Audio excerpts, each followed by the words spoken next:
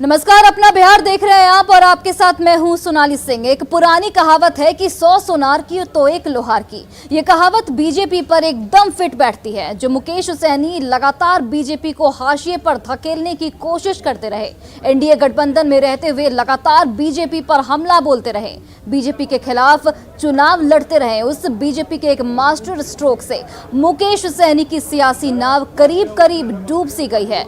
2020 के विधानसभा चुनाव में दूसरे नंबर पर रहने वाली भारतीय जनता पार्टी अब बिहार की नंबर 1 पार्टी बन गई है। बिहार विधानसभा में बीजेपी के विधायकों की संख्या में इजाफा हो गया है। वीआईपी पार्टी के 3 विधायकों के पाला बदलने के साथ ही बीजेपी विधायक की संख्या सदन में 74 से बढ़कर 77 तक पहुंच गई है। विधानसभा अध्यक्ष ने वीआईपी के 3 विधायकों के बीजेपी विधायक दल में विलय को मंजूरी दे दी। इसके बाद मिलन समारोह में तीनों विधायक स्वर्णा सिंह, राजू सिंह और मिश्री लाल यादव प्रदेश अध्यक्ष संजय जायसवाल की मौजूदगी में बीजेपी में शामिल हो गए। बीजेपी ऑफिस में शामिल होने वाले तीनों विधायकों का भव्य स्वागत किया गया।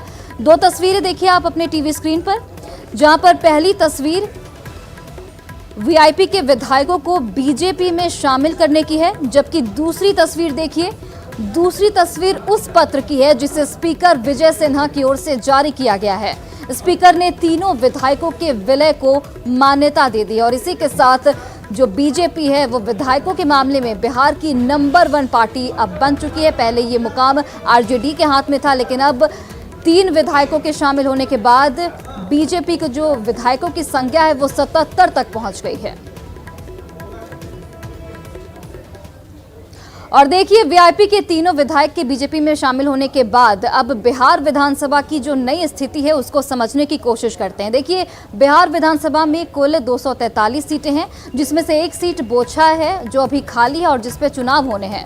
तो स्थिति समझिए आप, हम आपको ग्राफिक्स के जरिए दिखाने की कोशिश कर रहे हैं। बीजेपी 77 सीट है बीजेपी के पास। 3 विधायकों के वीआईपी छोड़कर बीजेपी में आने के बाद ये 77 सीट हो गई। वहीं आरजेडी की अगर हम बात करें तो 75 विधायकों के साथ आरजेडी है दूसरी सबसे बड़ी पार्टी। वहीं जेडीयू 45, हिंदुस्तान अवाम मोर्चा 4, कांग्रेस 19 और लेफ्ट 16, यानी कि जो एनडीए अलायंस वाली पार्टियां हैं उनमें कुल 126 सीटें मौजूद हैं। जो विधायक हैं 126 है। वहीं आरजेडी की बात करें, कांग्रेस की बात करें या फिर लेफ्ट की बात करें तो इनका कुल आंकड़ा जो होता है वो 110 तक पहुंचता है।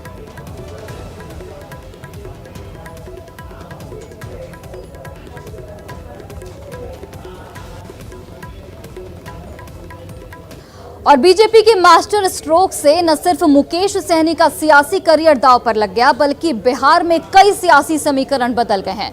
बीजेपी के मास्टर स्ट्रोक से बिहार में क्या क्या सियासी बदलाव हुए हैं वो भी ग्राफिक्स के जरिए समझने की कोशिश करते हैं। देखिए, मुकेश सहनी की पार्टी वीआईपी के तीनों विधायक बीजेपी में कल शामिल हो गए। स्वर्णा सिंह, राजू सिंह और मिश्री लाल यादव बीजेपी में शामिल हुए हैं। विधानसभा अध्यक्ष ने तीनों के बीजेपी में शामिल होने को लेकर मंजूरी भी दे दी है। संख्या मामले की अगर बात करें तो संख्या मामले में विधानसभा में नंबर 2 से नंबर 1 पर बीजेपी पहुंच चुकी है। कल तक वीआईपी की बोलने वाली हिंदुस्तान अवाम मोर्चा बीजेपी के समर्थन में आ गई है। अलग राह पर चल रहे चिराग पासवान भी बीजेपी के समर्थन में आ गए हैं। बोचहा उपचुनाव में चिराग ने बीजेपी को समर्थन देने का यहां पर ऐलान किया है। वहीं एलजेपी रामविलास बीजेपी उम्मीदवार बेबी कुमारी को समर्थन देगी। तो आप ये राजनीतिक समीकरण को समझने की कोशिश कीजिए कि किस तरीके से जैसे ही 3 विधायक वीआईपी के 3 विधायक बीजेपी में शामिल हो गए, उसके बाद जो समीकरण है वो पूरी तरह से बदल चुका है। और देखिए, अब इस पर कई सवाल भी उठते हैं। सवाल उठता है कि सहनी से बीजेपी के संबंध आखिर क्यों बिगड़े, ये अहम सवाल है। दरअसल मुकेश सहनी के अमर्यादित आचरण से लगातार बीजेपी परेशान चल रही थी। सहनी के असहज बयानों से बीजेपी परेशान थी और इसलिए बीजेपी ने तय किया कि वीआईपी को तोड़ा जाए। यूपी विधानसभा चुनाव में वीआईपी ने 53 सीटों पर उम्मीदवार उतारे थे। बीजेपी के 2 सिटिंग विधायकों को टिकट देकर चुनाव लड़ाया गया था। वीआईपी ने बीजेपी के खिलाफ जमकर चुनाव प्रचार भी किया था। निषादों के बल पर कमल नहीं खिलने देने का यहां पर मुकेश सहनी की ओर से दावा किया गया था, यानी मुखर रूप से मुकेश सहनी जो है वो बीजेपी के खिलाफ प्रचार करते हुए यूपी विधानसभा चुनाव में नजर आ रहे थे। प्रमुख अखबारों में विज्ञापन देकर बीजेपी के खिलाफ हल्ला बोला जा रहा था। बीजेपी को सत्ता से बेदखल करने को मुकेश सहनी ने अपना प्रमुख लक्ष्य बताया था। यूपी चुनाव के बाद मुकेश सहनी पर बीजेपी के हमले जो हैं वो तेज होते चले गए। बीजेपी ने सहनी के मर्यादा उल्लंघन को बर्दाश्त से बाहर बता दिया था। बोछा सीट से मुकेश सहनी के उम्मीदवार उतारने से भी बीजेपी नाराज चल रही थी। वीआईपी के तीनों विधायक बीजेपी में शामिल हो चुके हैं और इन तीनों विधायकों को बीजेपी की सदस्यता भी दिलाई जा चुकी है। और इस पूरी खबर पर हमारे साथ हमारे सहयोगी संजय कुमार लाइव जुड़ चुके हैं।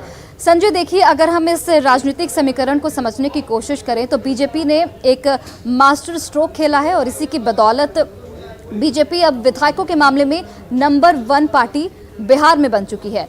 लेकिन अगर हम वीआईपी की बात करें, मुकेश सहनी की बात करें, तो उनका भविष्य आपको क्या दिखता है?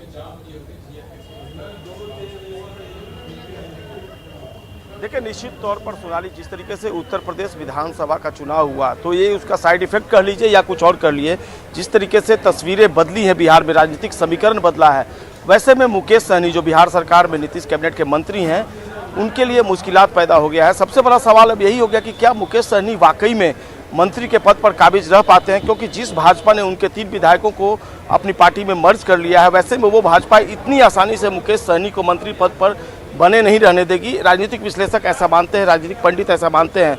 तो देखना होगा कि भाजपा के किस तरीके से स्ट्रेटजी जो है वो सामने आती है ताकि मुकेश सहनी को मंत्री पद से हटाया जा सके। अगर मुकेश सहनी ये दावा करते हैं कि मुख्यमंत्री नीतीश कुमार का ये विशेषाधिकार है कि वो किसे मंत्रिमंडल में रखते हैं या फिर नहीं रखते हैं, लेकिन शायद मुकेश सहनी ये भूल गए हैं कि इसी भाजपा कोटे से वो बिहार सरकार में मंत्री बने हैं, क्योंकि भाजपा ने उन्हें 4 सीटें दी थी। हालांकि भाजपा का ये कहना है कि 1 सीट जो बोचहा का है वो उन्हें नहीं दिया गया था और ये बताया गया था कि अपने उम्मीदवार को वो भाजपा जो है वो खड़ा करना चाहती है, लेकिन मुकेश सहनी ने अपने प्रत्याशी को खड़ा कर दिया था, मुसाफिर पासवान को।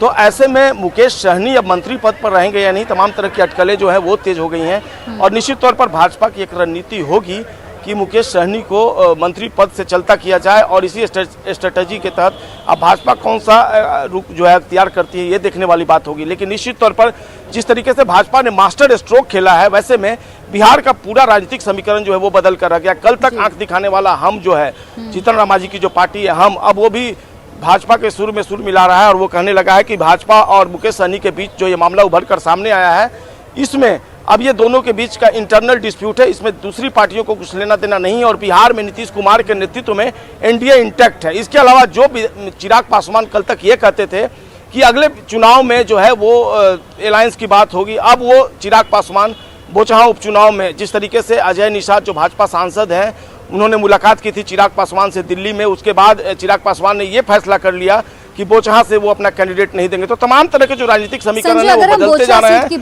और कहीं ना कहीं बोचहा सीट की अगर हम बस बात कर लें तो बोचहा सीट पर वीआईपी ने अपना उम्मीदवार उतारा है।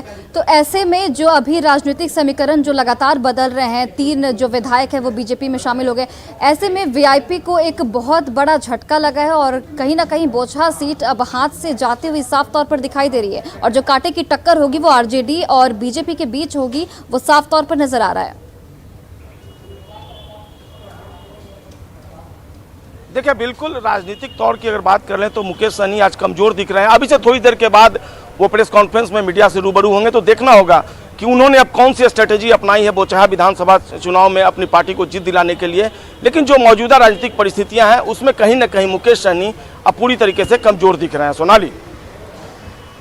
संजय, देखिए, अगर हम मुकेश सहनी की बात करें तो मुकेश सहनी से बीजेपी काफ़ी लंबे वक्त से नाराज चल रही थी। तो कहीं ना कहीं ये माना जाए कि जिस तरीके से यूपी विधानसभा चुनाव में लगातार बीजेपी के खिलाफ प्रचार किया गया, नेगेटिव प्रचार किया गया, उसी का खामियाजा मुकेश सहनी भुगत रहे हैं।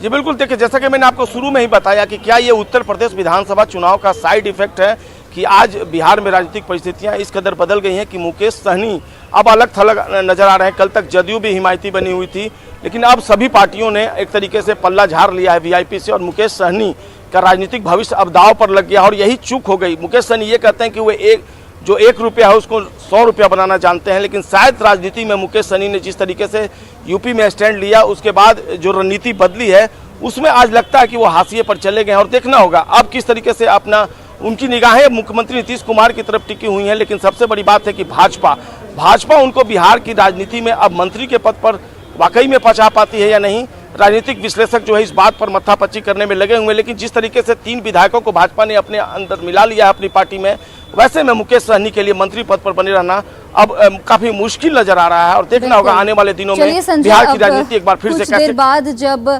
मुकेश सहनी प्रेस कॉन्फ्रेंस करेंगे तभी पता चल पाएगा कि आखिर उनके मन में चल क्या रहा है, और फिर आगे की जो राजनीतिक समीकरण है वो किस तरीके से बदलेंगे, वो समय रहते पता चल जाएगा। चलिए बढ़ते हैं आगे।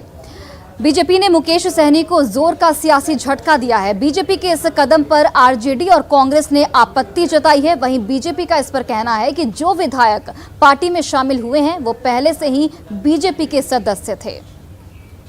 बीजेपी ने मुकेश सहनी जी के सीधे सीने में खंजर भोंका है। अपने सहयोगियों के साथ जो किया बीजेपी ने, वो दुश्मनों के साथ भी कोई नहीं करता हो। और बीजेपी का चाल चरित्र चेहरा यही रहा है, जोड़ तोड़ खरीद फरोख्त। अपने सहयोगियों को भी वो नहीं छोड़ते हैं। यार ने ही लूट लिया घर यार का। अरुणाचल में जेडीयू के ही 5 विधायकों को अपने पाले में कर लिया था। पीठ में छुरा घोंपना ही भाजपा का चरित्र है। जिस नाव में सवार थे उसी नाव में छेद करके सारे भाजपाई फरार हो गए। अब बीच मझधार में फंसे हैं मुकेश सहनी जी, जाने कैसे निकलेंगे। यही भाजपा का असली चरित्र है। और अब तो नीतीश जी के साथ क्या होगा ये देखिए। अगली बारी जनता दल यूनाइटेड की है। केंद्र के एक मंत्री को भाजपा ने इस काम में लगा दिया है। खंजर तैयार है, जैसे ही मौका मिलेगा पीठ में वो खंजर भाजपा भोंकेगी। मुकेश सहनी जी का जो विधायक भारतीय जनता पार्टी में शामिल हुए हैं, जिस समय वो महागठबंधन से खंजर खा करके और बिलबिला करके घूम रहे थे और कह रहे थे कि अति पिछड़ा के बेटा के सीना में खंजर मारा गया है, उस समय भारतीय जनता पार्टी उस खंजर खाए हुए सीने पर मरहम लगा करके उनका सम्मान बचाया था। अपने हिस्से का सीट 121 सीट में से हमने उनको 11 सीट दे करके और साथ में 9 कैंडिडेट भी अपने पार्टी का दिया जो पहले मेरे पार्टी से विधायक थे। और देखिए, गोपालगंज के टॉप 10 अपराधियों में शुमार मोस्ट वांटेड परमेंद्र यादव को गोपालगंज पुलिस ने बिहार एसटीएफ की मदद से गिरफ्तार कर लिया है। परमेंद्र की गिरफ्तारी यूपी के कुशीनगर जिले से की गई है। परमेंद्र विशाल एंड कंपनी गैंग का प्रमुख संचालक था। परमेंद्र पर कई आपराधिक मामले भी दर्ज हैं।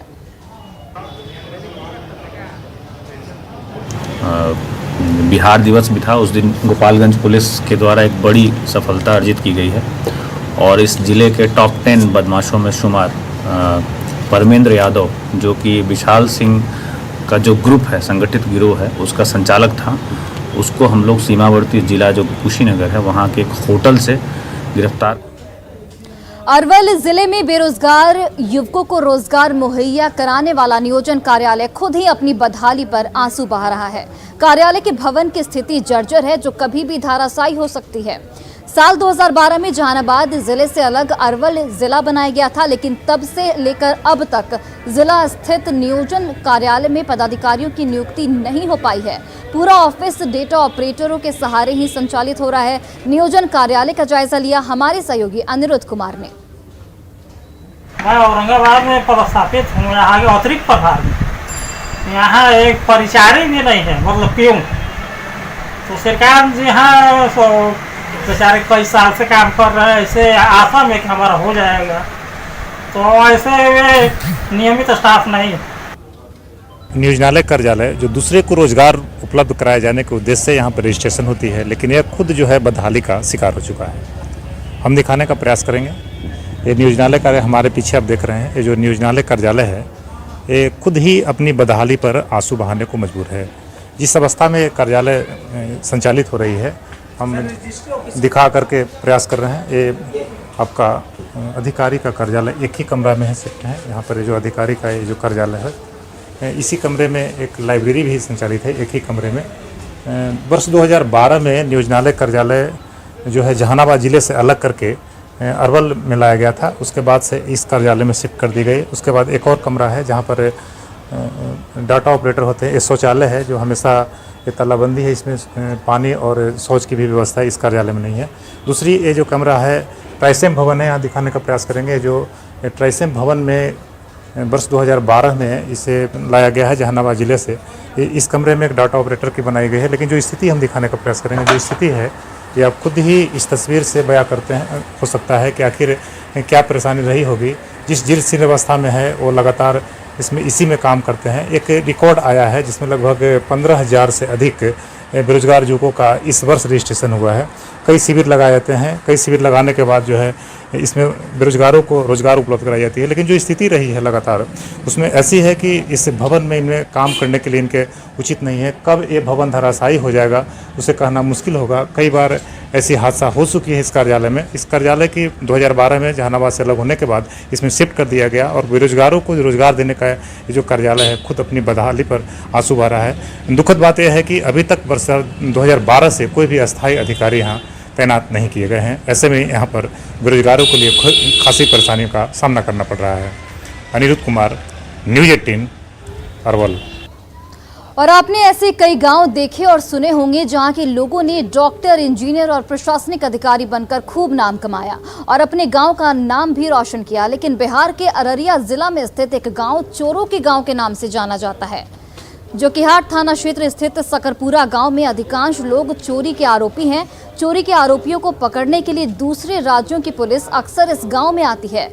चोरों का गांव कहे जाने वाले गांव के लोगों से जब हमने बात की तो उन्होंने साफ तौर पर कहा कि जिस तरीके से इस गांव को ये नाम दिया गया है वो सरासर गलत है।